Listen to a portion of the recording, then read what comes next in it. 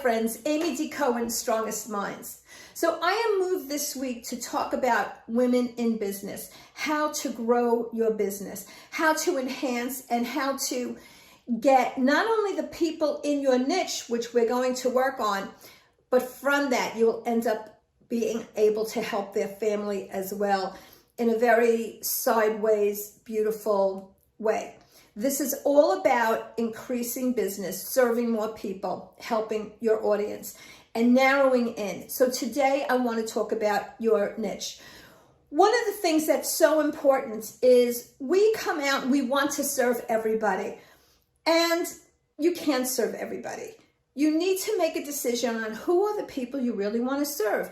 If you are a weight loss counselor, do you want to work with people of a certain age? What is it that you want to focus in on? Let's see if we could shorten that niche, right? Because you're going to go after that desired audience.